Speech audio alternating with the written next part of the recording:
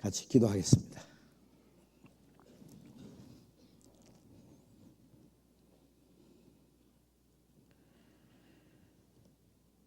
우리를 사랑하시는 자비로우신 우리 아버지 하나님,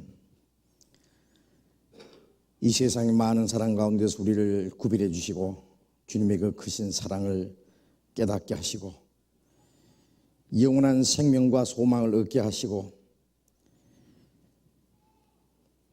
이 땅에 사는 동안에도 주님이 우리와 함께 하시고 진리 가운데로 인도해 주시는 그 은혜를 진심으로 감사드립니다.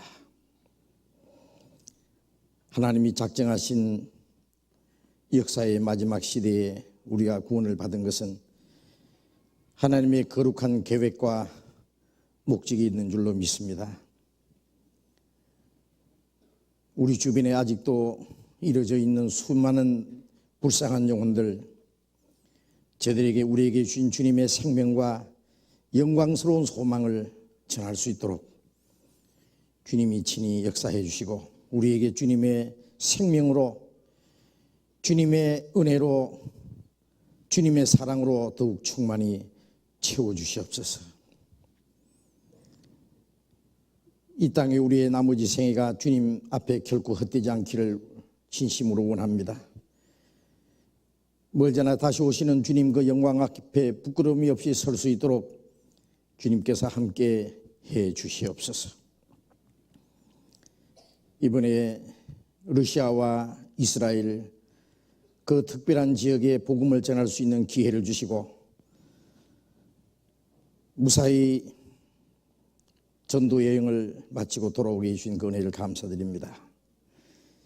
하나님께서 주신 그 말씀, 진리와 생명과 영생케 하는 그 하나님의 은혜의 복음이 전해진 곳마다 주님이 친히 역사하시고 말씀이 그들 가운데 다름박질하며 말씀이 사람을 살리며 말씀이 사람을 변화시키며 하나님이 원하시는 큰 역사를 이루실 수 있도록 주님이 친히 역사해 주시기를 간절히 기도합니다. 하나님께서 우리를 통해서 이루고자 하시는 거룩하신 역사를 온전히 이룰 수 있도록 주님께서 함께 해 주옵소서. 이 시간 우리가 또 주님 앞에 함께 모여서 말씀을 배울 수 있도록 인도해 주신 주님, 때를 따라서 우리에게 필요한 말씀을 주시고 주님의 진리로 인도해 주시는 주님, 이 시간도 우리에게 필요한 말씀으로 또 각 사람에게 주님의 은혜로 채워 주시옵소서. 주 예수님 이름으로 기도드렸습니다. 아멘.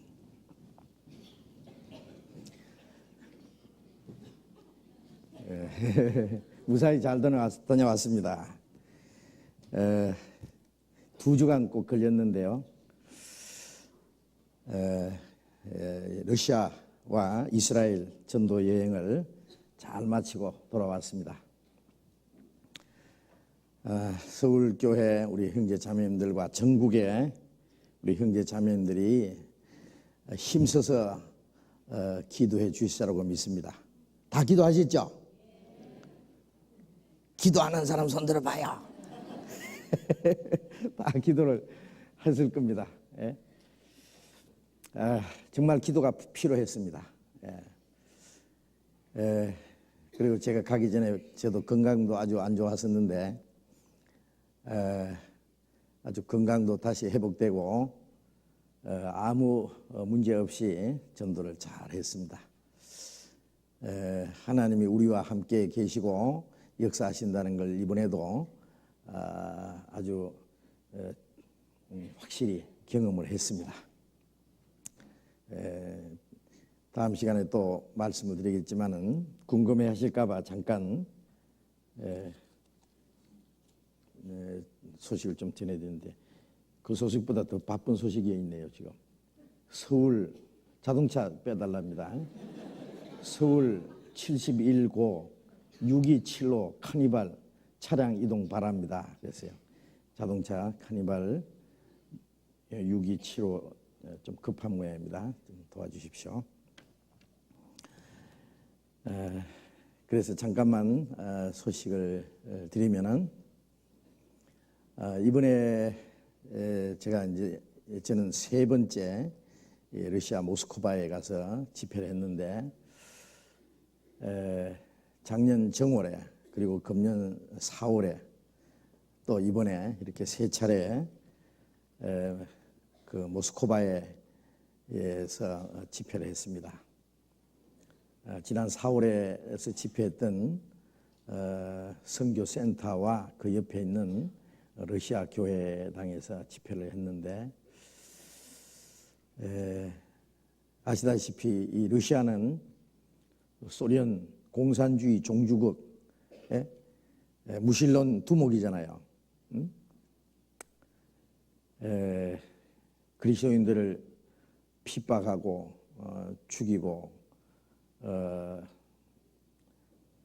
믿는 사람들에게 많은 박해를 가했던 그런 공산주의 국가입니다. 그런데 지금은 완전히 이제 개방이 돼서요 자유화됐잖아요. 참 믿겨오지 않을 정도로 지금 아주 자유롭습니다. 중국에는 지금도 아주 공산주의 국가이기 때문에 우리가 가서 전도하다가 잡히면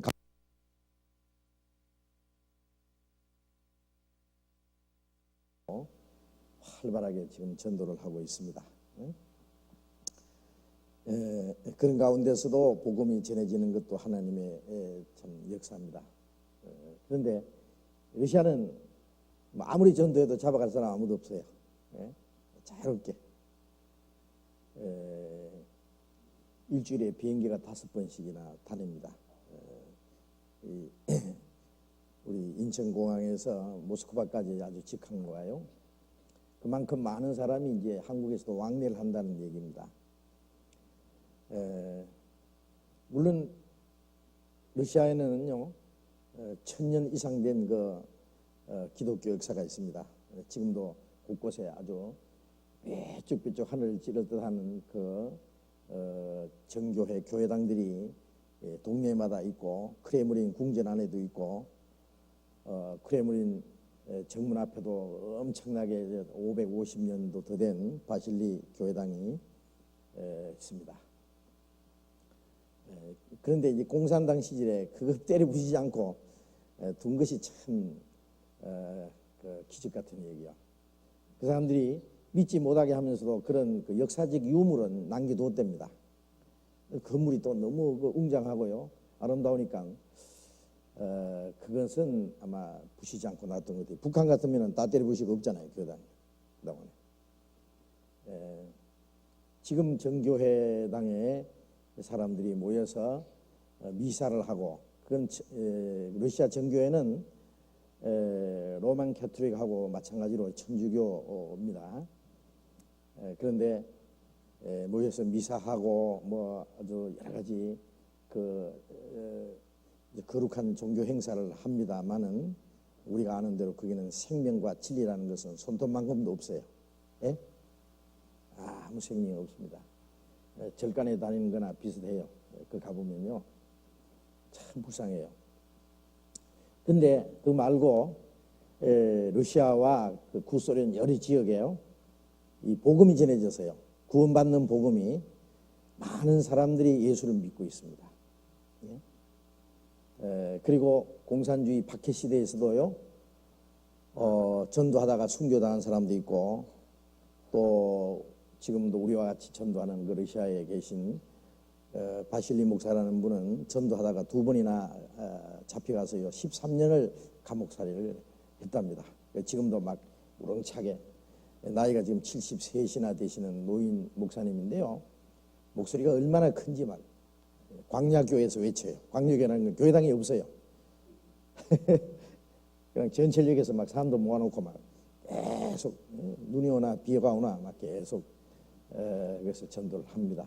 그런 분도 계시고 지난번에 여기 잠깐 오셨던 그 니콜라이 목사라는 분은 공산당 시절에 성경책을 러시아로 번역된 성경책을 130만 권 정도를 이제 반포를 했답니다. 그때 전하다가 잡히면 죽는 판입니다. 그런 위험 중에서도 그 많은 성경을 반포하고 그러다가 KGB에 잡혀가서요, 12분이나 잡혀가서 많은 고통을 받은 분입니다. 그분 교회당이 바로 선교센터 옆에 있는데 거기서 우리가 이번에 집회를 했습니다.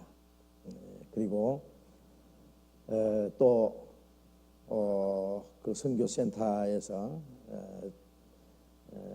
지난 4월에도 그 목회자 70여 명이 모여서 집회했는데 이번에도 그 정도의 사람들이 모였는데요. 러시아 구소련 여러 지역에서 오신 분들입니다. 그래서 열심히 성경을 배웠는데요. 그분들이 그렇게 좋아하셔요. 예? 어떤 분은 이번에 내가 확실히 참 영원한 속죄를 깨달았다 하는 분들도 있고, 이번처럼 이렇게 정말 알차게 구원에 대해서 확실히 배우고 많은 말씀을 배웠던 건 그런 뭐 성경 세미나고 뭐 많이 했지만 그런 일은 처음이었답니다. 뭐 그건 사실이겠죠. 그래서 우리는 우선 그분들 먼저 러시아에 전도하시는 분들에게 이 복음을 확실히 심어줘서 그분들이 복음을 깨달을 뿐 아니라 이 복음에 대한 확실한 그 지식과 믿음을 가진다면은 그분들을 통해서 복음이 러시아와 구소련 여러 지역에 아주 활발하게 전해질 거 아닙니까?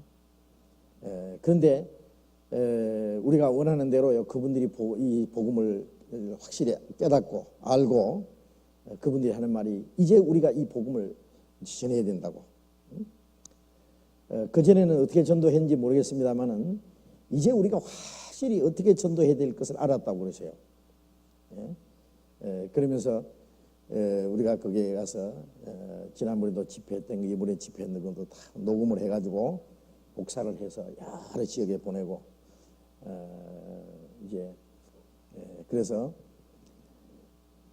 지금 앞으로 러시아의 복음이 아마 활발하게 전해질 가능성이 있습니다. 그 러시아와 이 구소련 15나라 인데요, 그게 전부 러시아 말만 하면 다 통한대요. 옛날에는 말이 여러 가지였답니다. 그런데 어느 시대에 그 언어를 통일시켰다 했죠, 우리 누가? 예? 17년 전에요? 언어를 러시아 말로 하나로 통일시켜버렸대요. 그때는 사람들이 많이 불평했지만은요, 자기들 말을 뺏어간다고 우리 전도하라고 그런 것 같아요. 예? 러시아 말만 하면은 이제 방금 말씀해 주신 이제 우리 루바 전도사님, 여기서는 이제 루바 자매님이라고 하기로 했습니다만은 같이 오신 좀 이따 소개해 드리겠습니다만은 러시아 말을 잘 하셔요. 그래서 통역을 하여튼 그 집회를 우리가 8번 했는데 혼자서 그 통역을 다 하셨습니다. 하루에 3번씩 이렇게 집회를 했는데요. 러시아 말을 너무 잘하시기 때문에 하나님이 그 우리 복음 전하기 위해서 또 귀한 자매님을 이제 주셔서 이제 러시아 말만 하면은 뭐 어디든지 이스라엘에는 4분의 1 지금 현재 3분의 1 정도가 그러니까 지금 600만 명 이 이스라엘에 산대요. 유대인들이 약 600만 명입니다. 그런데 그 중에 3분의 1 정도가 러시아에서 간 사람이에요. 러시아와 여러 구소련 지역에서. 그러니까 러시아 말만 하면 그들에도 이제 이렇게 전도하는 거예요. 그래서 우리가 생각보다도요, 러시아와 여러 그 구소련 여러 지역에요, 복음이 아주 편만하게 전해지고 있는데, 문제는 우리가 전하는 이 복음 아주 확실한 영원한 속죄, 정말 완전한 구원, 누구든지 한 번만 깨닫기만 하면 당장 구원받는 이 복음은 잘 모르고 있는 것 같았습니다. 그런데 그분들과 개인 상담을 많이 해봤는데요, 참 놀라운 것은요, 이 다른 뭐 이래 한국이나 다른 서방 지역의 사람들의 신앙과는 좀 다른 것 같아요. 왜 그러냐면은 아주 박해 시대에 어려울 때 신앙을 지켰던 사람들이 많이 있기 때문에요. 비교적 순수하고 아주 성경적으로 믿고 있어요. 그래서 우리가 복음에 대한 풍부한 지식은 없을지라도요, 구원의 확신을 가진 분들이 많습니다. 제가 그걸 느꼈어요. 그래서 벌써부터 구원의 확신을 가지고 신앙생활을 하던 분인데, 구원의 확신이 있어도 성경을 많이 모르니까 전도할 줄도 모르고 또 구원의 즐거움도 잊어버리고 그렇게 산 사람들도 많이 있었습니다. 그런데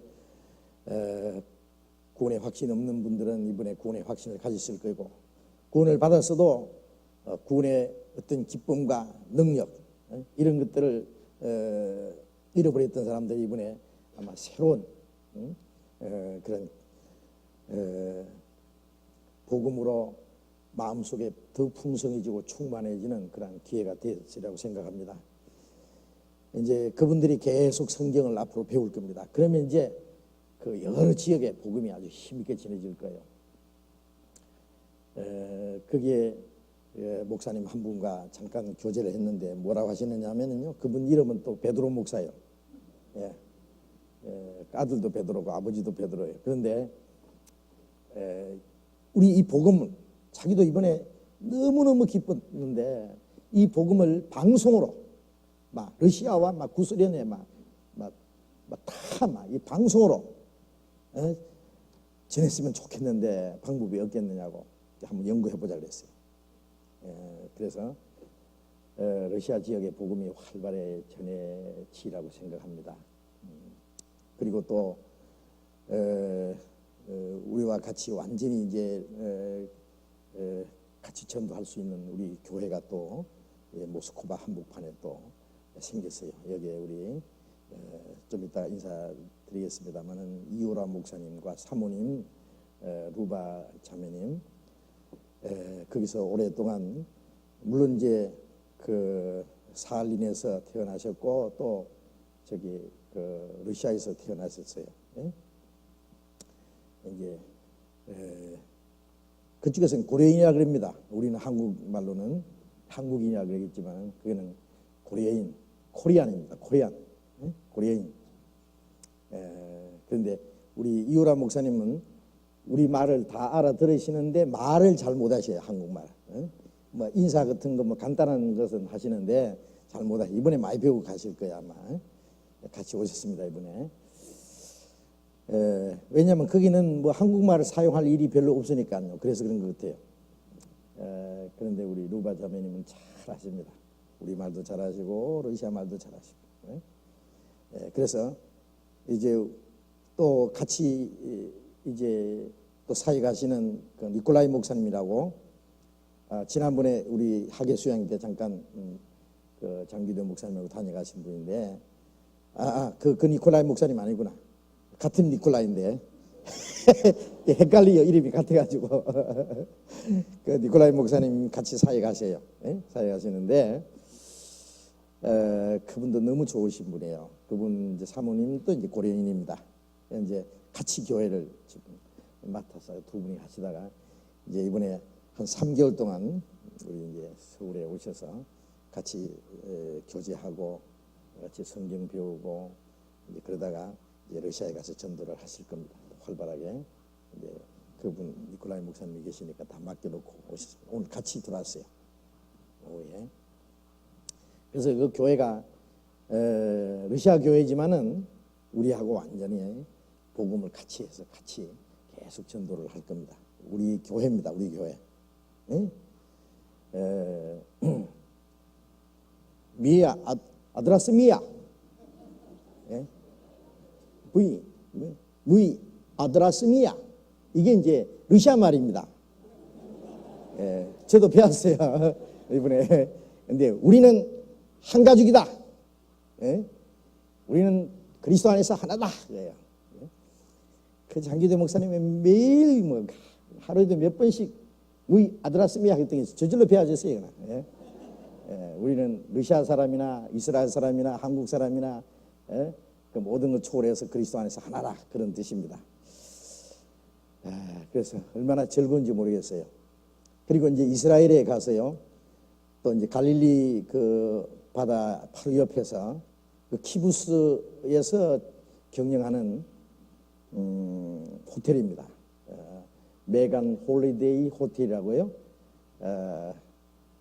거기서 또 이제 그 이스라엘 그 전도인들과 부인들 해서 40명 모여서 우리 집회를 했어요. 그래서 거기는 하나님의 택한 선민들이잖아요. 그런데 저 동쪽 끝에 있는 이방인이 와서 이제 성경 가르치는 우리 좀 미안하더라고. 그렇잖아요.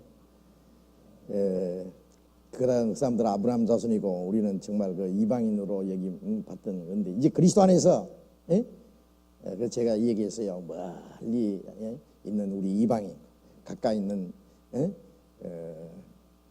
이스라엘 민족이 이제 그리스도 안에서 하나가 돼서 우리는 한 하나님 아버지 한 형제 자매 예수님이 머리가 되고 우리는 그리스도 안에서 한 몸이 돼서 이제 하나다. 굉장히 좋아해요 그 말을요. 그런 말 하면 막 할렐루야 그러고 아멘 그러고 난리가 아니에요 그냥. 그래서 굉장히 좋아합니다. 그리고 우리가 이제 그분들이 이제 성경을 배웠지만은요 사실 이스라엘 역사를 성경적으로는 우리가 더 많이 알 거예요. 그래서 성경적으로 그 이스라엘 민족에 대해서 얘기하고 이스라엘 회복에 대해서 그래서 신명기 32장 있는 대로 하나님의 백성이 회복되고 하나님이 그 땅을 구속하시고 그 피값을 갚아주셨다고 하는 그래서 열방들아 주의 백성과 함께 절구하라 그 성경을 다 얘기하면서 우리는 열방이지만은 주의 백성과 함께 기뻐한다. 그러니까 입이 막 이만이지. 왜냐하면 자기들 그만큼 이해를 잘해주거든요. 우리가 굉장히 좋았다고 하더라고. 그리고 이스라엘 사람들 머리도 좋고 돈도 많고 특별한 민족이라 그랬더니 뭐라 하는지 아세요? 우리는 머리가 너무 좋아서 통역 안 해도 알아듣는데요.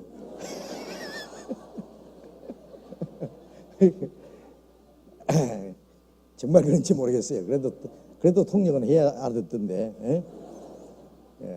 그리고 유대인들이 돈 버는 재능이 있다고 했더니 우리는 아니래. 우리는 돈 버는 재능이 별로 없대.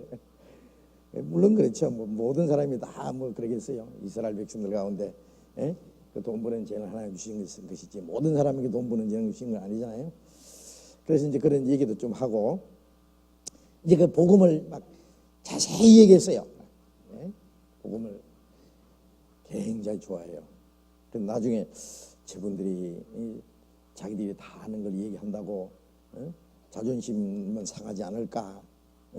그리고 자기들은 구원받았더라도 예수 믿는다 그래도 자기들 하나님의 선민이라고 어떤 그 우월감 같은 게 있을 텐데 이방인에게 성경 배우는 것에 대해서 자존심이 상하지 않을까 그런 생각도 좀 하고 다 그 목사들이고 전도사하고 뭐 이렇게 이제 그래도 교회에서 열심히 하는 사람들인데 이제 가장 초보적인 거 이런 게 하는가 싶어서 그 사람들이 조금 어떨까 이제 생각을 했는데요. 말씀을 비교적 잘 들었습니다. 그리고 그 중에 다는 아니지만은 그 중에 반 정도의 사람들은요 아주 진지하게 아주 심각하게 말씀을 잘 들은 사람들이 있었습니다. 아마 반 이상 그랬을 거예요. 그래서 이스라엘 백성들이 예수님을 메시아라고 믿는다는 건요 보통 어려운 일이 아닙니다. 아시죠? 그 사람들은 그 조상들이 예수님을 그리스도 아니라고 십자가에 못 박아 죽였고 아직도 많은 유대인들이 그리고 이스라엘을 주도하고 있는 정치적으로도 굉장한 세력을 가지고 있는 정통파 유대인들 그 사람들이 정치적으로도 굉장한 파워를 가지고 있는데 그 사람들은 예수 믿는 사람들을 이단자라고 생각하는 거예요. 예? 그리고 자기들은 아직도 메시아를 기다리는 거예요. 십자가에 매달려 죽은 예수는 메시아가 아니라고 생각하는 거예요. 그리고 예수 믿는 사람들에게 굉장히 이제 많은 핍박을 가하고 했는데 지금은 뭐 그렇게 노골적으로는 못하지만 그래도 많은 압력이 있습니다. 그런데 만약에요, 한 사람이 그 유대인 중에서 한 사람이 예수를 그리스도로 메시아로 믿잖아요. 그러면 그 집안에서 쫓겨나요. 예.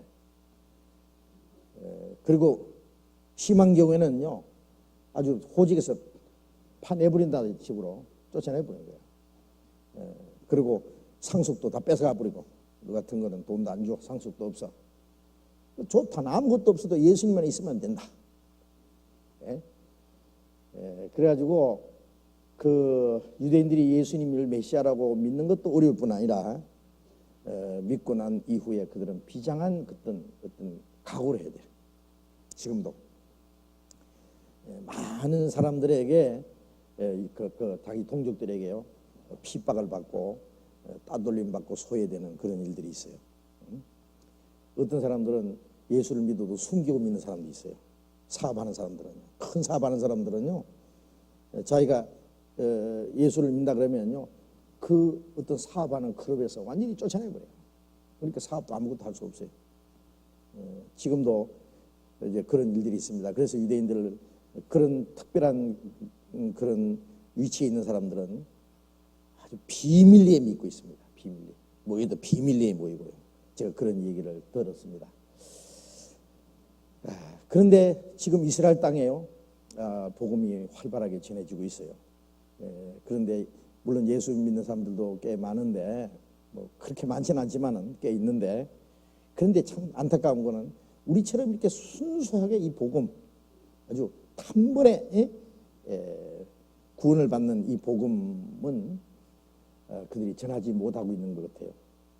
그래서 주로 이제 오선절 교회 계통, 그래가지고 막 그 찬송 부를 때 너무 시끌벅적하고 너무 요란스럽고, 이제 그래서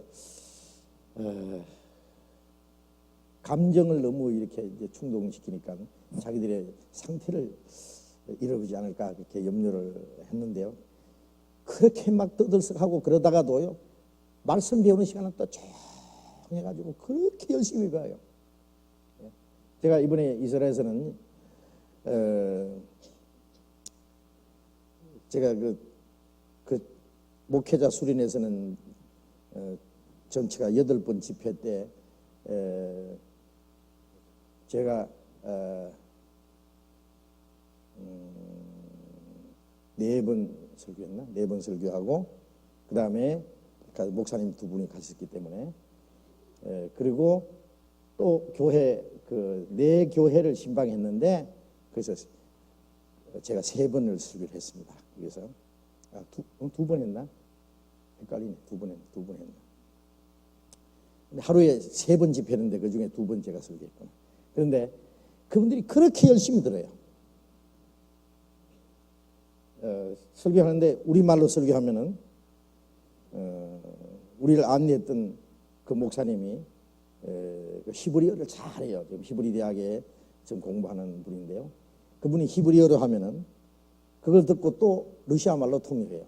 그러니까 삼중 통역이에요. 그걸 1시간 반씩 했어요. 그런데 그 앉은 사람들이 잘 움직이지도 않고 열심히 들어요. 그리고 복음 얘기하면 그렇게 좋아해요. 너무너무 기뻐해요. 그런 걸 보고 이분들이 복음을 잘 받아들이고 있다는 거예요. 그리고 또 지금 이스라엘에서 이번에 갔던 교회 중에 제일 큰 교회가 하이파에 있는 그 큰 도시인데, 거기에 있는 교회인데, 거기는 교인이 한 150명, 이스라엘에서 150명이면 굉장히 큰 교회입니다. 그런데 그 목사님이 이제 우리 설교하기 전에 뭐라고 했냐면, 이번에 내가 그 갈릴리 호숫가에 그 메간 그 홀리데이 호텔 거기에서 세미나, 성경 세미나 하는데 참석했는데, 자기하고 자기 아들하고 거기에 아주 중요 멤버들이 몇 사람이 참석했거든요. 뭐라 하냐면, 내가 이렇게 복음에 대해서 그렇게 많은 말씀을 듣고 영원한 속죄에 들은 것 이번에 처음이래. 그러면서 히브리서 10장 12절 얘기하면서 영원한 제사, 영원한 속죄를 확실히 알았다고. 이걸 전해야 된다고 하면서 아주 열을 내더라고요. 굉장히 좋아해요. 그래서 그 네 교회 중에 우리가 세 교회에서 설교를 했는데, 네 교회 다 했구나 하기는 다 했는데, 그분들이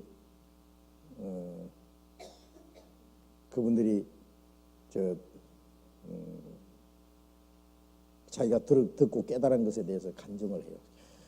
얘기해요. 이번에 너무 놀라운 것을 깨달았다고, 확실한 걸 깨달았다고. 우리가 이제 이것을 전해야 된다 그러면서, 그래서 이스라엘은 러시아보다는 조금 더 어려울 것 같아요. 왜냐하면은 그 이스라엘 하나님의 섭리라고 하는 그런 특수한 문제가 있고, 그들대로의 어떤 그 신앙의 폼이 있어가지고,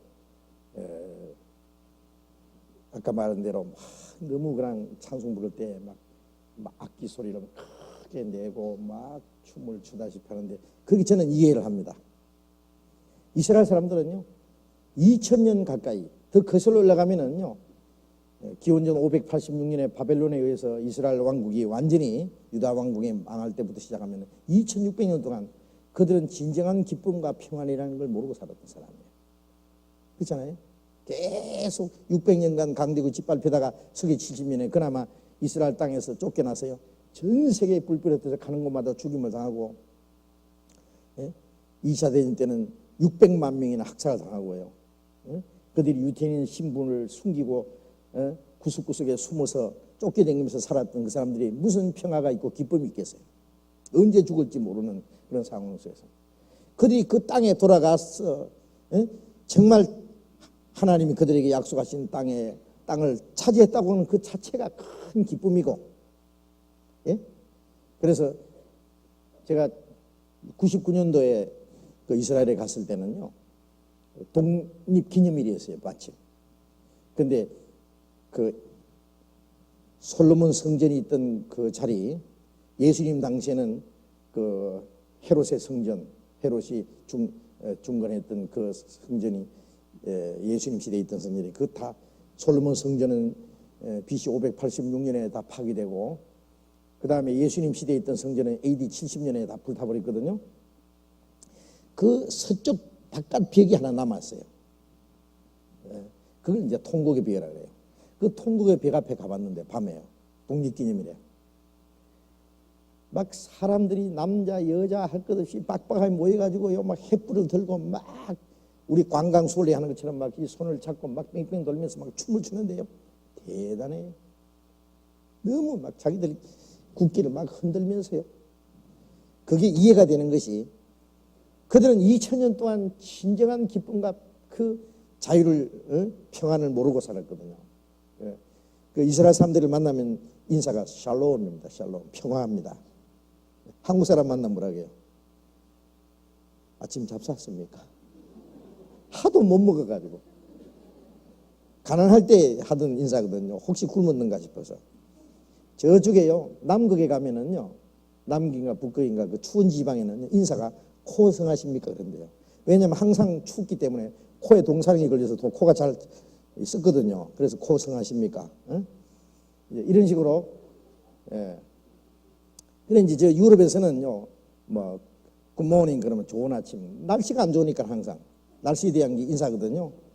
근데 이스라엘 사람들은 평화, 이 평화를 모르고 살았으니까 이제 평화 그러면요, 최고 그 좋은 인사입니다. 평화, 살람 그러면 굉장히 좋아해요.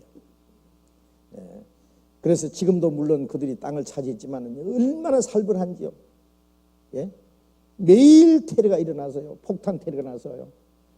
지금 현지에 있는 사련 총리가 된 이후에요, 폭탄 테러로 죽은 사람만 400명이 넘는데요. 이스라엘 사람만. 물론 아랍 사람도 더 많죠. 팔레스타인 사람들은 1000명이 넘는데 그쪽에서. 우리 갔을 때도 또 테러가 나서 또 한국에서 또 몇 사람이 죽었다. 이번에 뭐 인도네시아 발리에서는 뭐 200명이 죽었다 그러잖아요. 그런데 그저께는 토요일 그 안식일이 시작되는 금요일부터 시작 안식이 시작되는데요. 그 이스라엘 그 예루살렘 그 밑으로 그 성 밑으로 지나가는데요. 얼마나 살벌한지 막 군인들이 빡빡 막 구석구석에 성 위에도 총 딱 가지고 곳곳에 감시하고 있고요. 막 문마다 막 군인들이 막 기관 단총을 메고 막 사무하게 경비하고 사람들 조사하고 방금이라도 무슨 사건이 터질처럼요. 아주 무시무시한 걸 봤어요. 그래서 그들은 아직도 그 땅에 돌아왔지만 진정한 평화가 없어. 그래서 제가 이 얘기했어요. 그 사람들이 뭐냐면 평화를 원하는데 이 땅에 무슨 평화가 있느냐. 앞으로 평화가 잠깐 오지만은 그건 가짜 평화다. 그리고 마지막 이스라엘 땅에서 전쟁이 꽝 터져서 인류가 거의 전멸하는 전쟁이 일어난다. 성경에 기록되어 있다. 육신적으로 진정한 평화 없고 구원받아서 예수 그리스도로 말미암아 하나님과 진정한 평화가 이루어지기 전에는 참된 평화는 없을 거다. 하나님과 원수가 되었는데 무슨 평화가 있느냐 그거예요. 구원을 받아서 하나님과의 평화를 누리고 그리고 자기 영혼이 멸망해서 구원받은 그 기쁨과 평안, 그 평안이 있을 때 그 평안을 가진 사람들은 원수끼리도 평화가 이루어질 거고 그렇잖아요. 만일 이스라엘이 몽땅 구원받고 아랍이 몽땅 구원받으면 그게 뭐 천국이 되겠죠. 그 평화는 뭐 말할 것도 없죠. 그런데 그걸 기대하기는 어렵잖아요. 그래서 끝까지 평화는 진정한 평화는 없을 거다. 가짜 평화는 있어도 진짜 평화는 없을 거다. 우리는 이 진정한 평화를 사람들에게 심어줘야 된다. 이제 그런 얘기를 했는데요. 참 무서운 땅이에요. 그게. 그 이쪽 저쪽에서는 아랍 사람, 이쪽에는 유대인 딱 서로 대치하고 언제 무슨 일이 터질지 몰라. 자, 그런 곳에서 이제 이 복음이 전해지고 구원받는 역사가 일어난다고 하는 걸 하나님께 정말 감사해야 됩니다. 이번에 기도해 주신 덕분에요. 또 하나님 우리와 함께 하심으로써 이스라엘 땅에도 복음을 전했습니다. 우리가. 그래서 이 확실한 복음, 영원한 속죄, 완전한 구원 이걸 전했는데요. 굉장히 기뻐하고 그걸 전해야 되겠다고. 앞으로 기회 있으면은 우리가 또 가서 이제 그 전도인들에게도 성경 가르치고 또 각 교회에서 이제 집회를 할 수가 있을 거라고 생각을 합니다. 그래서 이스라엘 땅에도 전도하고 제가 그렇게 생각했거든요. 뭐 이 러시아와 이스라엘에 우리가 가서 복음을 전하리라는 것은 생각도 못했어요. 얼마 전까지만 해도. 그런데 그동안에 소련부터 시작해서 중국, 북한 이 공산 지역에 복음의 문이 막혀 있었잖아요. 옛날에 복음이 들어갔어요. 소련에 들어가고 중국에 들어가고 북한도 남한보다도 먼저 복음이 들어갔던 곳입니다. 그러나 공산주의가 들어옴으로써 복음의 역사를 다 이제 복음의 역사가 중단돼 버렸거든요. 저대로 끝나버리면은 복음을 듣지 못하고 죽은 사람은 억울하겠다. 그래서 아마 마지막에 하나님께서 저들에게 복음 전할 수 있는 구원받을 수 있는 기회를 주실 것이다 기대를 했거든요. 그런 생각을 했는데 그대로 되었습니다. 제일 먼저 소련의 문이 활짝 열리고 중국에도 전도문이 중국도 이제 어쩔 수 없이 이제 개방을 안 하면 안 됩니다. 지금 개방 많이 돼 있지만은 아직도 신앙적으로는 많은 지금 탄압이 있고 통제가 있습니다. 또 이제 그저께 또 한 분 북한에 전도하는 분이 계세요. 목사님 한 분이 고려인 목사님인데요. 북한에 몇 분 들어갔다 나온 분이 이분이. 근데 북한에서 전도하다 잡히면 물론 당장 죽습니다. 자기만 죽는 게 아니라 전도 받은 사람도 죽어요. 그러니까 그렇게는 못하고요. 어떻게 하느냐면은 저기 탈북자들 있잖아요. 탈북자들. 북한에서 저 중국으로 이 탈북한 사람들 많이 있는데 그 중에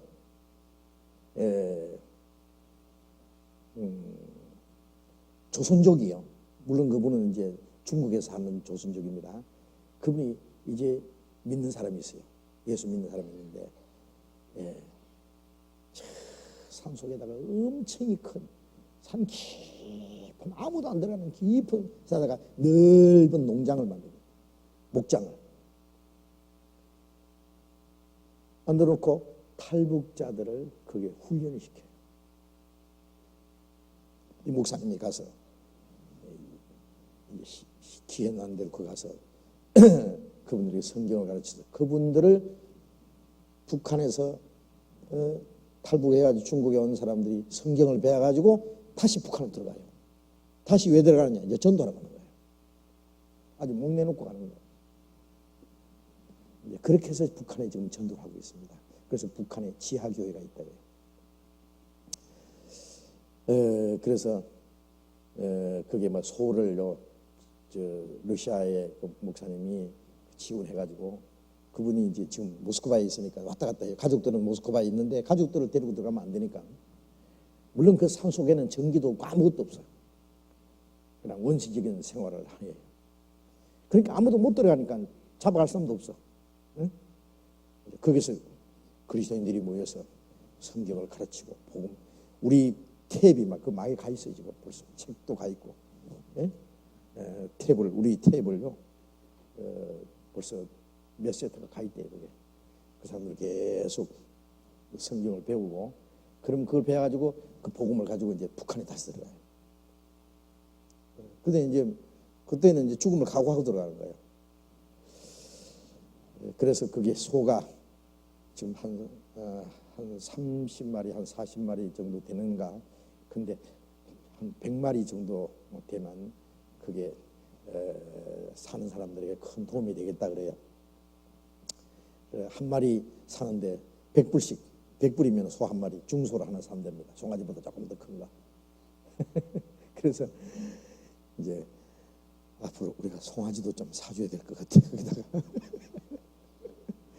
그래가지고 그렇게 전도한 분도 계셔요. 그래서 이제 우리 이제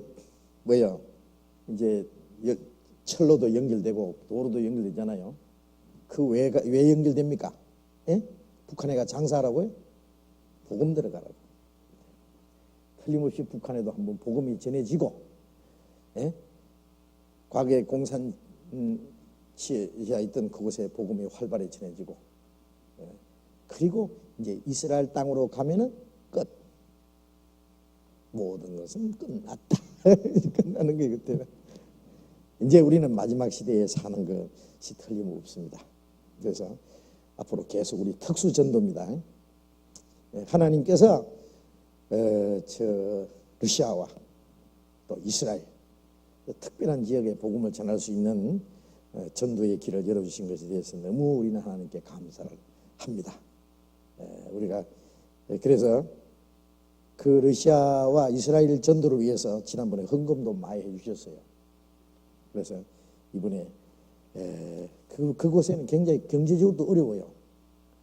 그래서 우리가 말로만 아니라 바울사도가 말한 대로 말로만 아니라 우리 목숨까지 너희에게 주기를 즐거하면 너희가 우리 사랑하는 자매 됨이라는 것처럼 우리가 복음을 전하기 위해서 이 복음만 가지고 갈 것이 아니라 그들에게 필요한 것도 도와줘야 됩니다. 이번에 앰프도 사갖고 스피커도 사가지고 갔고 또 책도 가져가고 또 거기에 필요한 거 교회당 수리도 하는데 도와드리고 또 전도하는데 우리가 물질적으로 많은 것은 도와드리지 못했지만은 여기에 우리 형제자매들이 헌금한 거 정성 그 헌금한 걸 가지고 전도하는데 도와주기도 하고 우리 전도비로 아주 요긴하게 사용을 했습니다. 그래서 기도도 해주시고 앞으로 그 지역에 헌금도 좀 열심히 해주시면은 앞으로 복음이 활발히 전해지리라고 생각합니다. 오늘 저녁에 너무 많이 말씀드리면 다음에 미천 드릴까봐 조금 남겨놨다가 다음에 또 말씀드리겠습니다. 제가 오늘 저녁에는요 조금만 질문 들어온 거 몇 가지만 잠깐 말씀드리고 우리 이유라 목사님 그 인사 말씀을 하시도록 하겠습니다. 이 질문이 있는데요. 지난번에 질문 이거 제가 이 설교를 시간이 없어서요. 질문 너무 오래된 거라서 죄송합니다. 그래도 이걸 질문이 왔는데 답을 못 드려서 요한계시록 10장을 보겠습니다. 요한계시록 10장 10장 4절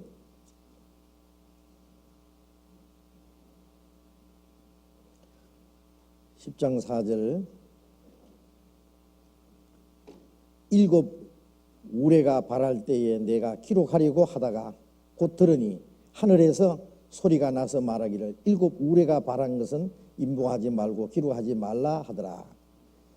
이 말씀에서 일곱 우레가 발한 것은 임봉하고 기록하지 말라 하더라고 했는데 왜 기록하지 말라고 했을까요? 예수님이 이 사도 요한에게 네 본 것과 들은 것과 장차 될 일을 기록하라고 말씀하셨는데 여기 와서는 기록하지 말라고 말씀하셨어요. 여기 이제 요한계시록에 있는 많은 말씀들은 앞으로 일어날 사건, 특별히 환란 시대에 일어날 많은 그 사건들이 있는데 여기에 사도 요한이 지금 천사를 통해서 주시는 계시를 지금 보고 들었습니다. 그래서 3절에 보면 사자에 부르짖는 것 같이 큰 소리로 외칠 때에 일곱 우레가 그 소리를 발하더라. 일곱 우레가 발할 때에 내가 기록하려고 하다가 일곱 우레가 우레다. 우레 소리. 근데 우레만 우릉 이렇게 일곱 번 울었다는 것보다도 그 우레 소리 안에 하나님의 음성이 있었습니다. 예수님께서도요, 그 하나님의 음성을 들을 때 옆에 있는 사람들은 그 무슨 소리인지 몰랐어요. 우레가 우느냐 그랬어요. 또 사울이 다메섹에 그리스도인들을 잡으러 갈 때요, 다메섹 가까이 왔을 때 갑자기 해보다 더 밝은 빛이 비치고, 그리고 하늘에서 소리가 들리기를 사울아 사울아 어찌하여 나를 핍박하느냐 그랬어요. 주여 누구십니까? 나는 네가 핍박하는 예수라. 그 주님의 음성이 나타났잖아요. 근데 옆에 같이 가던 사람들은 빛은 보면서도 빛 가운데 계신 주님을 못 봤고 소리는 들으면서도 그 말씀은 듣지 못했어요. 우리가 울었다. 예수님에게 음성 들릴 때도 그랬어요. 예수님은 하나님의 음성을 들었거든요. 그런데 다른 사람들은 하늘에서 뭐 우릉우릉 소리가 드는데 그 말씀은 못 듣는 거예요. 그것처럼 여기 우레 소리가 들렸다고 하는 거기에는 우레 소리만 듣는 것이 아니라 그 안에서 하나님의 말씀도 들었어요. 그래서 일곱 우레가 발할 때 내가 기록하려고 하다. 기록하려고 했다는 것은 벌써 그 속에 무슨 내용이 있었는 거예요. 일곱 번 우레가 울었다. 그걸 기록하려는 게 아니에요. 그건 다 기록해놨잖아요 벌써. 그 우레 소리 가운데 들리는 하나님의 음성. 왜 하나님의 음성이 우레 소리 가운데 들리는지, 물론 그게는 마지막 하나님의 심판을 어떤 경고하는 그런 말씀이라고 생각이 됩니다. 그 우레 소리라든지 막 천둥과 번개 소리든지 이거는 하나님의 공의로운 하나님이 나타나실 때, 심판하시는 하나님으로 나타날 때 그런 음성으로 들리는데요. 그 소리, 그 말씀을 이제 기록하려고 하다가 또 들으니, 말씀을 이미 들었고 또 들으니 하늘에서 소리가 나서 말하기를 일곱 우레가 발한 것은 임봉하고 기록하지 말라. 기록하지 말아요. 기록 안 했어요. 그래서 기록이 없어요. 그 안에. 왜 기록하지 말라고 했느냐 하는 게 질문인데 저도 몰라. 여기 답이 없으니까. 한 가지 아는 것은 모든 하나님의 계시, 하나님의 비밀을 다 아는 걸, 다 기록하는 걸 하나님 허락하지 않아요. 이 성경 속에 하나님의 모든 비밀이 다 있는 건 아니거든요. 선지자들에게 하나님이 말씀하셨어도 그 선지자만 가지고 있다가 끝나도록 한 것도 있고 기록하도록 허락한 것도 있고 들었어도 하나님 허락하지 않으면 기록을 못해요. 들었어도 기록하지 마라 그러면 기록 못하잖아요. 예? 네 본 것과 들은 것을 기록하라. 기록하는 거예요. 예레미야 30장에 보면은 몇 년 몇 월 며칠 어디에 있을 때 하나님의 말씀이 내게 임하여 그랬을 때 내가 네게 이르는 말을 책에 기록하라. 응? 말씀하신 걸 기록하라 그러니까 예레미야가 쫙 기록했잖아요. 그리고 또 다니엘서 12장 4절에 보면은 마지막 때에 일어날 사건을 하나님이 다니엘에게 쭉 말씀하셨는데 하나님 말씀에 이 글을 마지막 때까지 임봉하라. 임봉하라. 간수하고 봉함하라 그랬어요. 마지막 때에 많은 사람이 빨리 왕래하며 지식이 더하리라. 지금부터 약 2600년 전에 그 기록된 말씀인데 다니엘서는 마지막 때에 어떤 일이 나느냐 많은 사람이 빨리 왕래할 거다. 이 교통이 발달된 거야. 지금 얼마나 빨리 왕래하며 지식이 더하리라. 인간의 지식이 과학이 지식이 최고로 발달할 걸 말씀했는데 2600년 후에 지금 그대로 됐잖아요. 그 마지막 때까지 이 말을 간수하고 봉함하라는 말은 기록만 해놨지만은 이건 열지 마라 그래요. 기록을 해놨는데 딱 봉함해 놓으면 하나님이 봉함해 버리면 아무도 이걸 열 수가 없어요. 그래서 요한계시록에 보면은 그 봉함한 말씀 아무도 이 열거나 그 읽을 펼칠 사람이 읽을 사람이 없어서 사도 요한이 막 큰 소리를 울었다 그랬잖아요. 그러니까 울지 마라. 예? 유다 지파의 사자 다윗의 뿌리가 이겼으니 일곱 인을 떼시리라. 이 일곱으로 탁 인을 하나 떼는 거예요. 그래서 기록했어도 하나님이 허락하지 않으면 열리지 않는다는 것은 못 깨달아요. 예. 그래서 모든 것을 하나님이 우리에게 다 아는 걸 허락하지는 않습니다. 기록하지 마라 하면 기록하지 말고 기록한 것도 임봉하라 그러면은 예? 하나님 딱 임봉해 놓으면은요 여기 뭐 글을 썼어도 위에 딱 덮어 놓으면은 뭔지 모르잖아요. 하나씩 탁착 열잖아요. 그러니까 예? 텔레비전을 보면 쭉 있다가 하나씩 이제 뜯어가면서 내용을 읽는 것처럼 하나님께서 이걸 열어주셔야만 깨닫는 거예요. 깨닫는 거.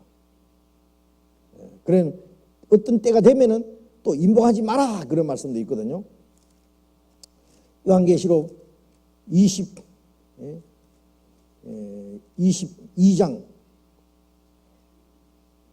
10절 봅시다.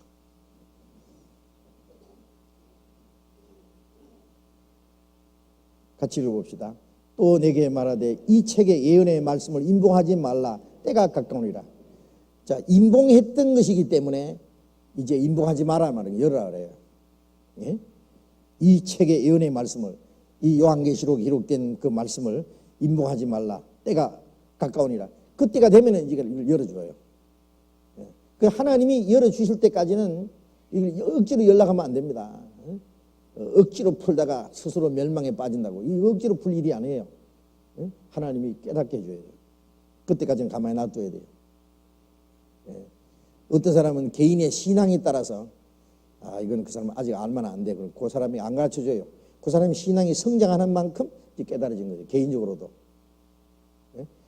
개인적으로 하나님께서 그 신앙이 성장하는 만큼 하나님께 순종하는 만큼 하나님이 열어주고 또 시대적으로 하나님이 그때가 돼야만 열어주는 말씀도 있고 또 어떤 사람에게는 하나님께서는 가르쳐주는데 다른 사람에게 아는 거 허락하지 않은 것도 있고 그래서 모든 것을 다 알도록 허락하는 것은 아니라는 거 하나님이 임봉하는 것도 있고 숨겨놨다가 때가 되면은 열어주는 말씀들이 있습니다. 그렇게 이해를 하시면 되겠습니다. 그 다음에 조금 질문이 있는데요. 요한복음 3장 5절을 봅시다.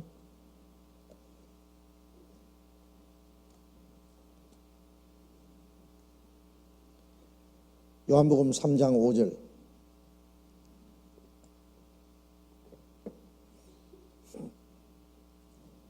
요한복음 3장 5절. 예수께서 대답하시되 진실로 진실로 네게 이르노니 사람이 물과 성령으로 나지 아니하면 하나님 나라에 들어갈 수 없느니라. 이 말씀하고 또 그 다음에 또 3장 22절 같이 한번 또 읽어보겠습니다. 22절 이후에 예수께서 제 아들과 유대 땅으로 가서 거기 함께 유하시며 세례를 주시더라. 자, 이 말씀에서 주님께서는 거듭나는 방법이 물과 성령으로라고 하셨는데 22절의 말씀은 세례를 주시더라는 말씀과 관련이 있는지요? 그랬어요. 자, 이제 물과 성령 그러니까 이게 뭐냐? 이 물은 세례 줄 때 이제 물로 주거든요. 여기 물론 세례라는 것은 침례라고 번역해야만 이제 맞습니다.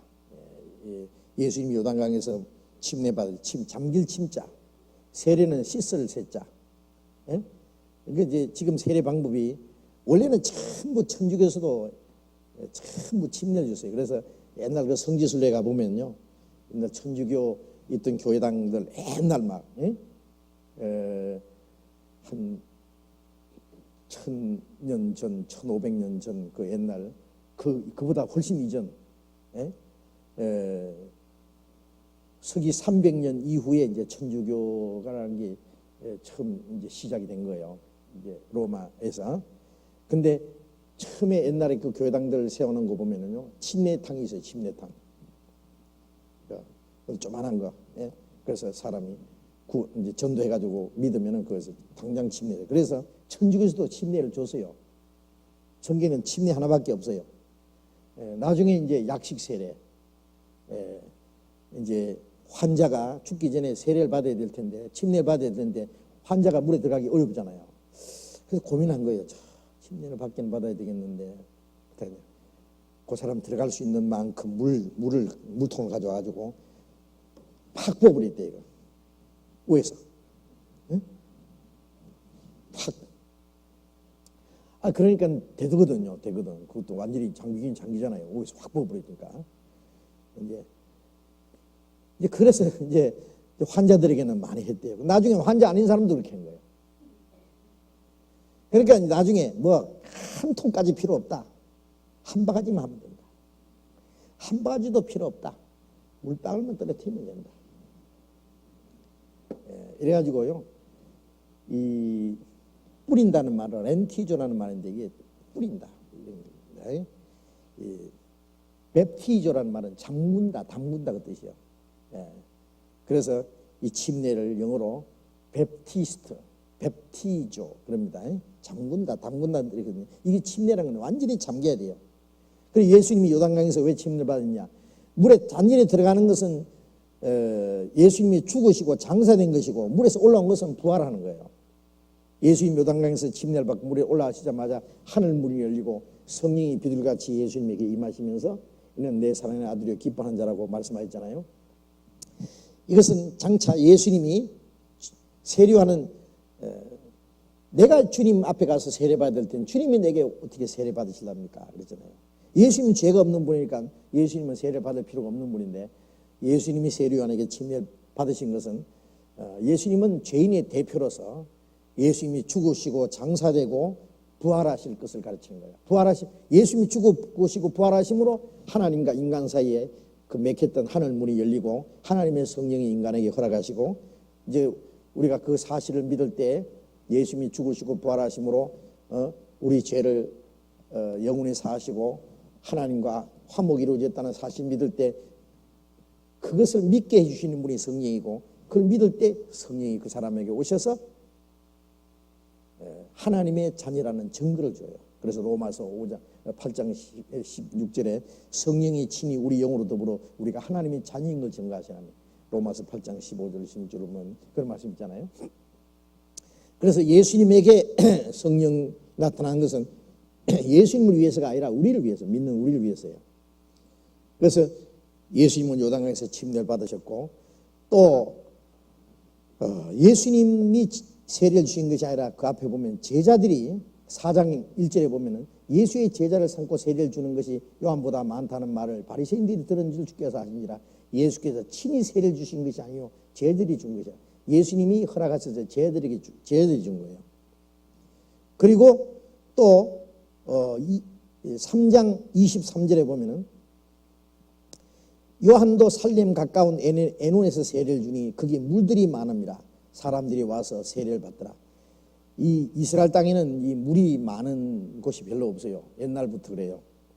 그래서 이 물이 많은 곳에 가서 요단강도 있고 살렘 가까운 에논이라는 데서 왜 물이 많은 데서 세례를 주느냐?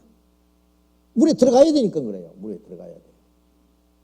이번에도 우리가 이제 이스라엘에 가서 그 요단강에 가봤어요. 그 예수님이 침 내주시던 곳이 이 근처일 것이다. 뭐 이런 것도 이제 우리가 봤는데, 세례 같으면 물 한 그릇 같으면 뭐 수천 명도 주는데요. 물에 내려갈 필요가 없잖아요. 그러니까 성경에 보면 전부 물에 내려갔다. 세례를 받고 물에서 올라왔다. 그거 침내니까 그래요. 그러니까 방법은 침내려야 됩니다.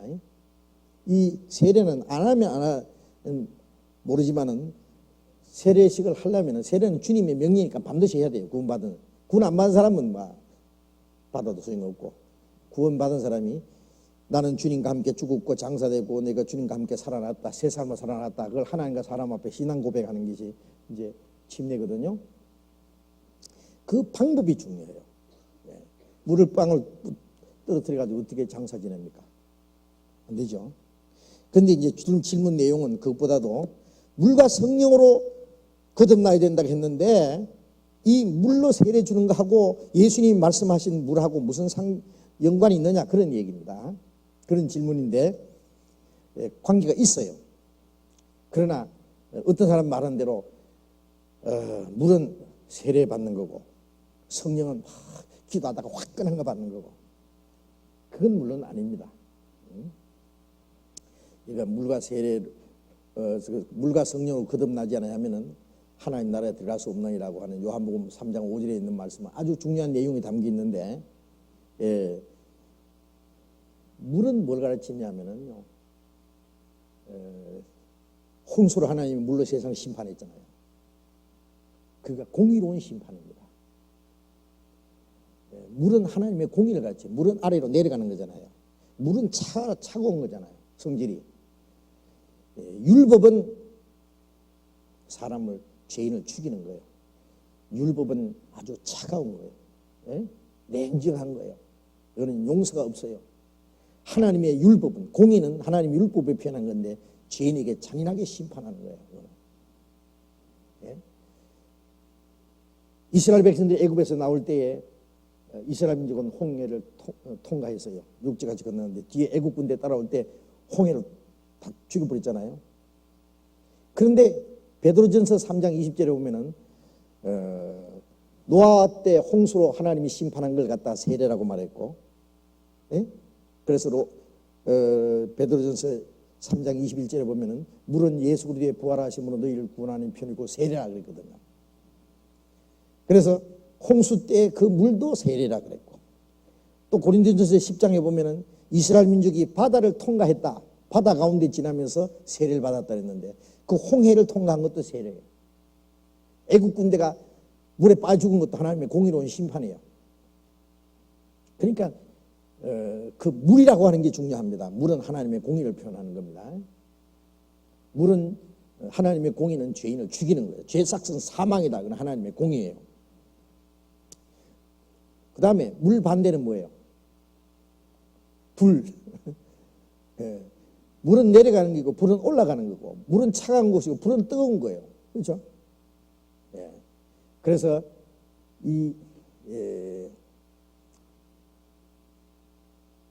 이스라엘 백성들을 하나님께 제물을 드릴 때요, 하나님의 응답의 표시가 불로 나타나요. 불 싹 살아서 올라가는 거예요.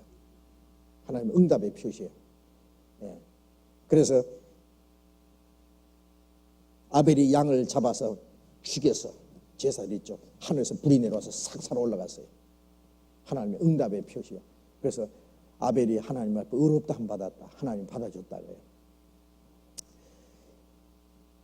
예수님은 우리가 받아야 될 그 심판, 공의로운 심판, 율법의 저주를 예수님 받아서 죽어서 무덤에까지 들어갔어요.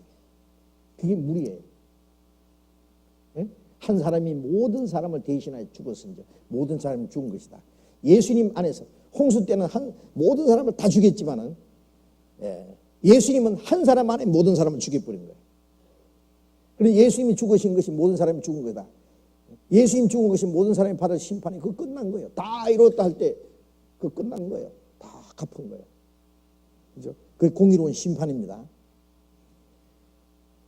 죽으시고 피 흘리시고 무덤에 들어가신 건 완전히 공의가 끝났다는 거예요. 공의로운 심판이. 그러니까 우리가 율법을 범한 죄, 도덕적인 죄, 하나님 앞에 저주받을 죄, 지옥 갈 죄는 십자가에서 예수님이 십자가 죽으시고 피 흘리시고 장사됨으로 완전히 끝난 거예요. 그게 물이에요, 물. 죽으시고 장사된 게 물입니다. 하나님의 공의, 이걸 잘 이해를 하셔야 돼요. 그 다음에 예수님이 부활하신 건 뭐예요?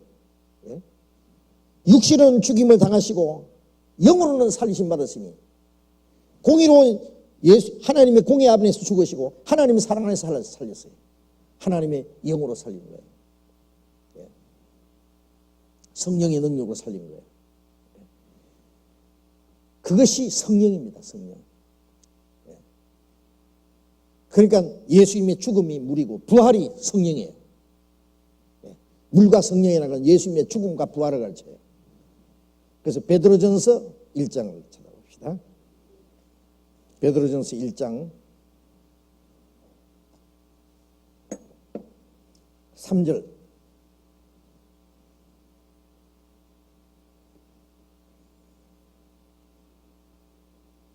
베드로전서 1장 3절 같이 읽어봅시다. 찬송을 해로다 우리 주 예수 그리스도의 아버지 하나님이 그 많으신 긍휼대로 예수 그리스도의 죽은 자 가운데서 부활하심으로 말미암아 우리를 거듭나게 하사 산소만 있게 하시며 예수 그리스도의 죽은 자 가운데서 부활하심으로 말미암아 우리를 거듭나게 하사 그랬죠.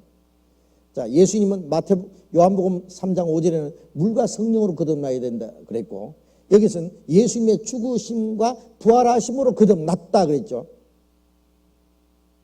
뭐가 다릅니까? 같은 말이에요. 예수님의 죽으심이 물이에요. 예수님의 부활하심이 성령이에요. 예? 우리 육체에 대해서는 우리 육체는 죄를 지었기 때문에 예수님 안에서 죽었어요. 예수님의 죽음이 우리의 죽음이에요. 예수님의 육체가 우리의 육체로 지은 죄를 담당한 거예요. 예? 그 몸이 나무에 달려 그 몸으로 우리 죄를 담당하셨으니 예수님의 죽음으로 우리 죄를 담당한 그게 물이라니까요. 그 말 이해되세요? 예? 예? 눈물 많이 흘리는 게 물이 아니고 예수님의 죽으심 그게 물이라니까요. 거기서 심판이 끝났다는 얘기예요. 예수님이 살아나신 게 성령이에요. 예? 그리고 예수님이 요단강에서 침례를 받고 물에 올라오실 때 성령이 비둘기같이 임하잖아요. 예? 그것은 예수님이 부활하심으로 말미암아 하나님의 성령을 우리에게 주실 걸 말하는 거예요. 우리가 구원을 받았다는 것은 뭘 믿느냐 하면은 제일 처음에 구원받을 때 뭐 믿었어요? 아주 쉽게 어렵게 생각하지 말고 구원받을 때 뭐 깨달았어요? 깨달음으로 구원받습니다. 펄쩍펄쩍 뛰다 구원받는 게 아니에요. 골로새서 1장 6절에 이 복음이 너에게 이르매 너희가 듣고 참으로 하나님의 은혜를 깨달은 날부터 하나님의 은혜가 뭐예요? 죄 사해 주신 게 은혜예요. 예? 그래서 에베소서 1장 7절에 그 은혜의 풍성함을 따라 그 피로 말미암아 구속고 죄 사함을 받았으니 예? 그 풍성하신 은혜로 죄 사함을 받았다. 그 은혜요. 은혜를 깨닫는 건 그 깨닫. 주님 내 죄를 사했구나. 언제까지? 조금. 마귀는 뭐라 하냐면 예수 믿어라 그래요. 조금만 믿어라 그래요. 예, 지금 예수의 피를 믿는데 전부 마귀한테 쏘가지고 조금만 믿어.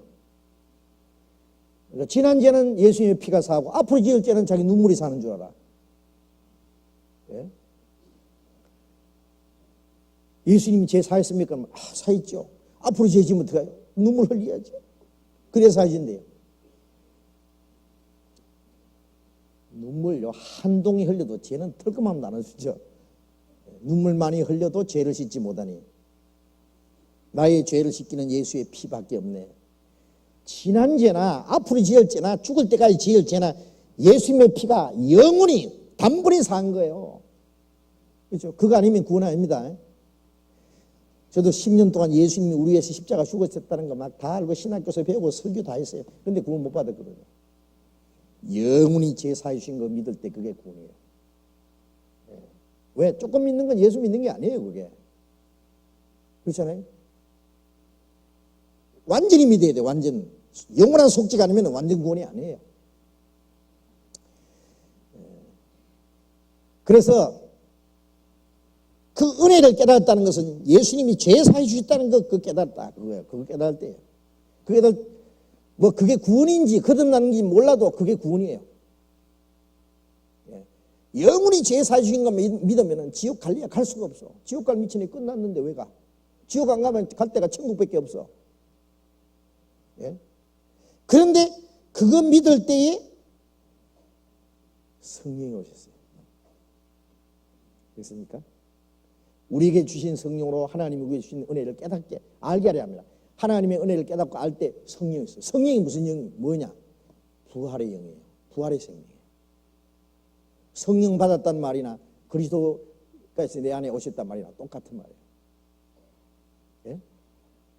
그래서 로마서 8장에는 하나님의 영, 그리스도의 영, 성령 똑같아요. 그래서 죄 사해 주신 거 확실히 믿을 때 자기 안에 성령이 오셨어요. 그 성령이 뭐냐? 그리스도의 영이에요. 그리스도의 영은 부활의 영이에요.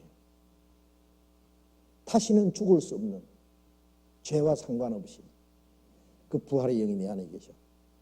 그 성령을 받았다는 거예요. 예수님의 죽으심 안에서 죄 사해 줬다는 것이 물이고 그거 깨달을 때 성령이 오세요. 그 성령이에요. 그게 물과 성령이에요. 예? 그러니까 결과적으로 예수님의 죽은 자 가운데서 부활하심으로 말미암아 우리를 거듭나게 했다. 그게 물과 성령으로 거듭났단 말과 같은 말입니다. 예? 아시겠어요? 나중에 가서 물이 뭐더라? 어떤 사람 눈물 흘리고 콧물 흘리고 막 기도하다가 화끈하면 그건 물과 성령인 줄 알아요. 방치다는 말씀입니다.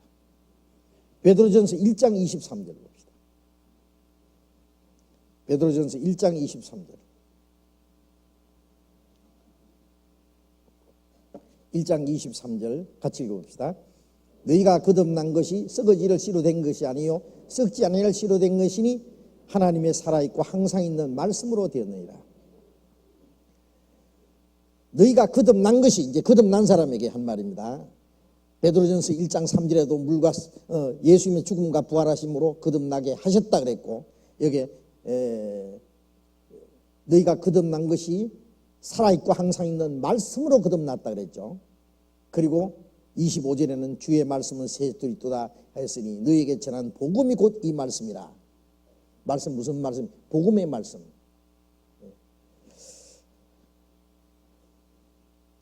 그러면 물과 성령으로 거듭났다는 말이나 예수님의 죽음과 부활하심으로 거듭났다는 말이나 말씀으로 거듭났다는 말이나 똑같은 말입니다. 왜? 그 예수님의 죽음 안에서 우리 죄가 영원히 사해지고 부활하심으로 새 생명이 주다는 말씀으로 깨달았거든요. 예? 그 말씀 안에 물과 성령, 예? 하나님의 공의와 사랑, 예수님의 죽음, 부활, 속죄와 새 생명. 물과 성령이 뭐라고요? 하나님의 공의와 사랑 안에서 예수님의 죽음과 부활, 속죄와 새 생명. 다시 죽음, 물과 성령, 하나님의 공의와 사랑, 예수님의 죽음과 부활, 속죄와 새 생명. 다음 시간에 시험 칠 거예요. 시험 칠 거예요. 그것을 말씀으로 깨달았으니까 결국 말씀으로 거듭난 거예요. 아시겠어요? 그거 깨달았으면 무슨 물과 성령으로 거듭난 거예요. 그런데 우리가 이제 침례를 받을 때는 뭐냐면 그 마음 속에 이루어진 것을 이제 하나님과 사람 앞에 이제 실제로 신앙 고백하는 거예요. 예? 로마서 이 얘기 나왔을 때 이제 완전히 배워보십시다. 로마서 8장, 6장, 로마서 6장, 6장 4절 같이 읽어봅시다. 그러므로 우리가 그의 죽으심과 합하여 세례를 받음으로 그와 함께 장사되었나니 이는 아버지의 영광으로 말미암아 그리스도를 죽은 자 가운데서 살리심과 같이 우리로 또한 새 생명 가운데서 행하게 하려 합니다. 5절 만일 우리가 그의 죽으심을 본받아 연합한 자가 되었으면 또한 그의 부활을 본받아 연합한 자가 되리라. 죽음과 함께 예수님 죽음 내 죽음, 예수님의 죽음이 내 죽음이다. 그 연합된 거예요. 예수님의 부활이 내 부활이다. 연합이에요. 그렇죠? 주님과 함께 죽었고 장사되고 주님과 함께 살아났다. 그래서 세례는 우리가 그의 죽으심과 합하여 세례를 받음으로, 합했다는 것은 나는 주님과 함께 죽어서 장사되었습니다. 그거예요. 물에 들어갈 때는 그걸 말하는 거예요. 물에서 올라올 때는 이제는 죄와 죽음과 상관없이 이제는 주님과 함께 다시 살아났습니다. 그거예요. 주님이 부활하신 거 연합된 거예요. 그렇죠? 그래서 그것을 이제 하나님과 사람 앞에 공포하는 것이 이제 세례고 침례입니다.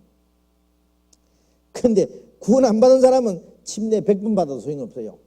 구원 안 받고 침례 받는 사람을 뭐라고 하냐면 마른 죄인이 젖은 죄인 되는 기다. 다시 말라야 돼요. 그렇게 소용없단 말이에요. 아무 소용없는 짓이야. 이제 그거는 졸업 안 하고 공부도 안 하고 졸업장 받는 거 그거 가짜예요. 가짜. 누가 뭐 박사학위를 받았는데 미국에 막 헤브노 대학에서 박사학위 받았대. 가보니까 헤브노 대학이야. 없어. 미국에 헤브노 대학이라는 게 있어요? 유령대학이다. 유령대학. 가박 가짜 박사. 그것처럼 구원도 안 받고 세례 받았다. 그 가짜 세례. 그건 소용없는 거예요. 그래서 우리가 구원을 받고 거듭났을 때 나는 주님과 함께 죽었고 주님과 함께 창사됐다. 그걸 이제 하나님과 사람 앞에 신앙 고백하고 그 다음에 나는 주님과 함께 죽었고 이제는 주님의 새 생명으로 살아났다. 나를 위해서는 죽었고 이제 하나님을 위해서 살았다. 그때부터 새로운 생애를 사는 거예요. 이제. 그래서 6장 로마서 6장 11절 같이 읽어봅시다. 이와 같이 너희도 너희 자신을 죄에 대하여는 죽은 자요 그리스도 예수 안에서 하나님을 대하는 산 자로 여길지어다. 그래서 죄에 대해서는 죽은 자로 여기고 하나님께 대해서는 산 자로 여기는 거예요. 그렇죠? 나는 죄에 대해서는 죽었다. 하나님에 대해서 살아났다. 그렇게 믿는 거예요. 그래서 이제 그러면 그리스도를 죽은 자 가운데 살리신 같이 우리로 또한 새 생명 가운데 행하게 하려 합니다. 아까 6장 4절 끝에 새 생명 가운데 행하여 살아났으면 새 생명 가운데 이제 살아야 돼요. 주님의 새 생명, 죽음과 부활, 속죄와 새 생명. 새 생명 받았으니 이제 새 생명 가운데 살아야죠. 그게 신앙생활입니다.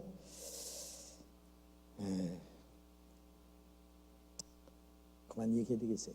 이게 질문이 또 있는데요. 또 난간하다가 다음에 또 얘기하고 이거는 확실히 아시겠죠? 물과 성령이라는 게 자꾸 헷갈려요 사람들이. 그래서요 오늘 저녁에 이 배운 말씀만 해도요 신학교 4년 배운 것보다도 더 많이 배웠어요. 4년 아니라 신학교 가서 400년 배워도 이건 못 배워요. 자 이제 시간 조금 우리 러시아 모스크바에서 오신 이오라 목사님, 우리 사모님, 루바 자매님 잠깐 나오셔서 인사하시고 잠깐 하시고 싶은 말씀 좀 하셔요.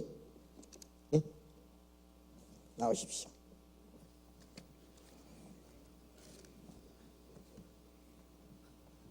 이리 오십시오.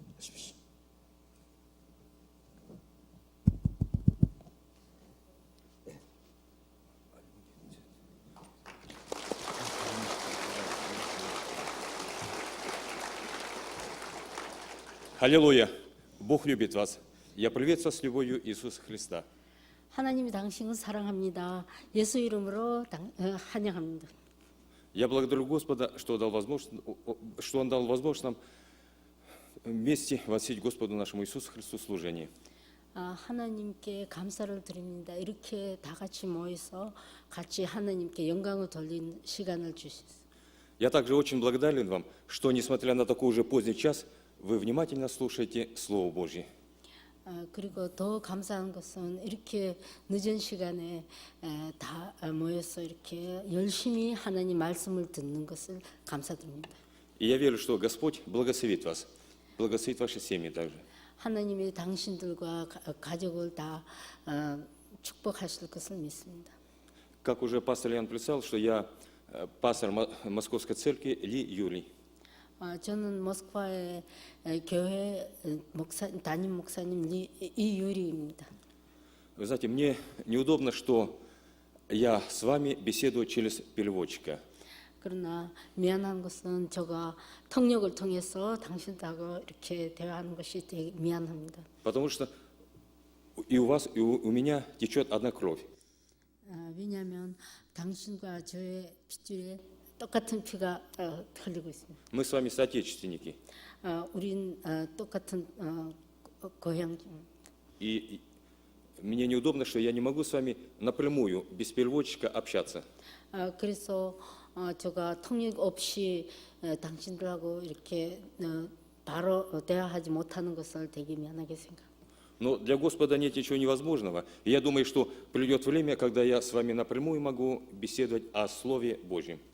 그러나 하나님께는 할 수 없는 것이 없습니다. 그래서 제가 믿는 것은 하나님이 앞으로 제가 직접 하나님 말씀을 한국어로 하게 해줄 것을 믿습니다.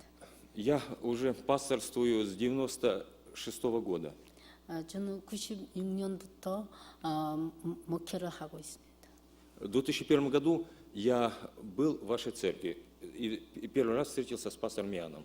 2001년에 이 교회를 방문하면서 처음 요한 목사님을 만났습니다. И знаете, когда я услышал благую весть о спасении, то меня очень поразило и как бы перевернуло всего. 그때 만났을 때 그 만남에 목사님이 구원에 대해서 복음을 전할 때 마음이 바로 돌려졌습니다. Знаете, и хотя я с 96 года, как говорил вам, что пасторствовал, но тем не менее очень многое нового было для меня о спасении. 96년부터 목회를 했지만 그러나 그날에 들은 말씀이 구원 복음이 전혀 다른 복음으로 받아들였습니다. Я очень благодарен вам, возлюбленные мои братья и сестры, за то, что вы молитесь о России, за то, что вы молитесь о церкви России и о прихожанах России.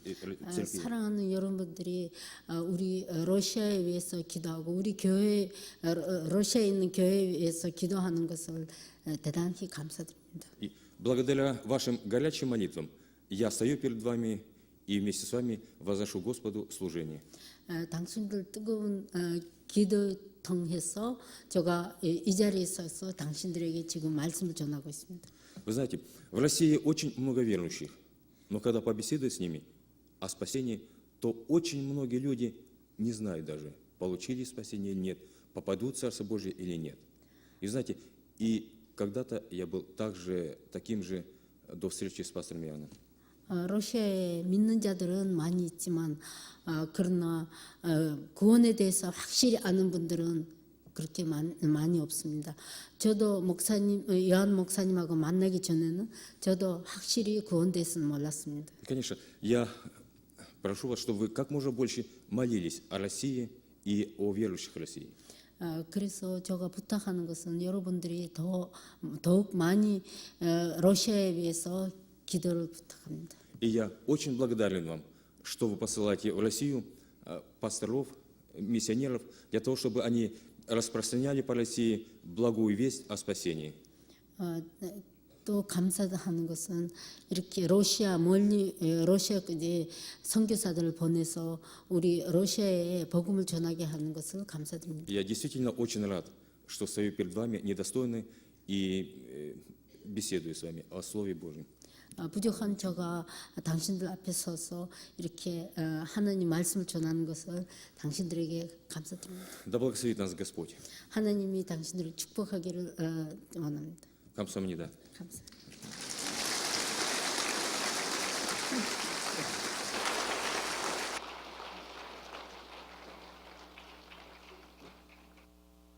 이 우리말을 가지고 이 러시아 말로 통역하시는 건 잘 하시는데 러시아 말을 우리말로 통역하려면 잘 못 하신대요. 잘 안 하셨거든요. 그래 할 일도 별로 없고. 그래서 그건 좀 이해를 하시기 바랍니다. 그래서 러시아에서 살면서요, 뭐 한국말 별로 쓸 일이 없잖아요. 그래서 한국말 잘 안 쓰다 보니까요, 이 표현을 한국말로는 빨리빨리 표현이 안 나오신대요. 그런데 한국말을 러시아 말로 하는 건 기통차게 하십니다. 자, 여기 우리 서울교회에서 우리 전도하시는 분들과 한 3개월 동안 앞으로 계속 계실 겁니다. 그래서 성경 계속 배우시고 교제하시고 아마 풍성한 말씀과 은혜를 이제 안고 러시아에 가서 힘있게 복음을 전하시게 될 겁니다. 위해서 많이 기도해 주시기 바랍니다. 그럼 시간 많이 갔으니까 마쳐야 되겠죠? 잠깐 기도하겠습니다. 자비로우신 우리 아버지 하나님 감사합니다. 주님의 피로 우리 죄를 영원히 씻어주시고 주님이 죽으심으로 우리가 주님 안에서 죄에 대해서 심판에 대해서 영원한 형벌에 대해서는 죽은 자가 되었습니다. 주님이 부활하심으로 우리도 주님 안에서 함께 살아서 영원한 새 생명을 얻었고 주님의 부활의 영을 우리가 받았습니다.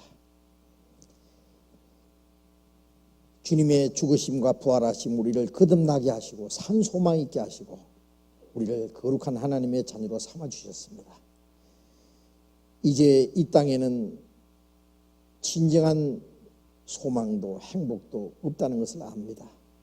멀잖아 다시 오실 주님, 우리는 주님 오시기만을 고대하고 사모하고 기다립니다. 우리의 남은 생애는 오직 주님의 뜻 가운데서 하나님의 영광을 위해서만 살 수 있기를 원합니다. 그리고 우리에게 주신 영원한 생명과 소망을 우리 주변의 많은 영혼들에게 전할 수 있도록 우리를 통해서 더 많은 영혼이 구원받는 역사가 일어나게 해 주시옵소서. 이번에 이유라 목사님 또 루바 참매님 이렇게 보내주셔서 우리가 함께 교제하게 해주시고 또 이곳에서 얼마 동안 말씀을 배우며 교회 안에서 함께 귀한 교제를 갖게 해주신 주님, 이 교제를 통해서 하나님의 거룩하신 뜻이 이루어질 수 있도록 그리고 앞으로 러시아에 구소련 여러 지역에 그리고 이스라엘 땅에 주님의 복음이 힘있게 전해지는 데 큰 역할을 할 수 있도록 주님께서 함께해 주시옵소서. 우리의 나머지 모든 일을 주님 자비로운 능력의 손에만 온전히 의지합니다. 모든 걸 주님께 부탁드리며 예수님 이름으로 기도드렸습니다. 아멘. 광고 말씀 있습니까? 네, 광고 해주시죠.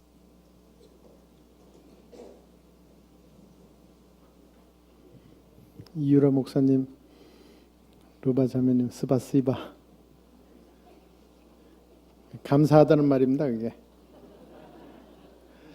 러시아 말로. 여러분 내주 월요일 날 뭐 있는지 아시죠? 내주 월요일 날부터 우리 대전도 집회가 있습니다. 목사님 이렇게 건강하게 보내주시고 하나님의 큰 은혜가 또 큰 역사가 내주 월요일부터 있을 것 같습니다.